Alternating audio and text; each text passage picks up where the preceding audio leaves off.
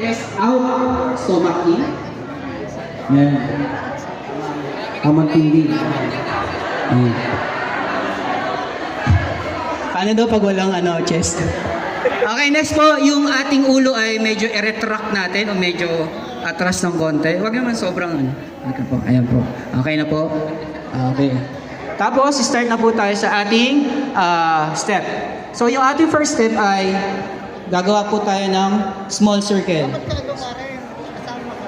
4 counts po So, 1, 4. Then, big circle po. 5, 6, 7, 8. Ulit po. 1, 2, 3, 4. Sana po sabay-sabay. 1, 2, 3, 4. 5, 6, 7, 8. Yan. Okay po. Next po, unat natin itong mga arms natin, no?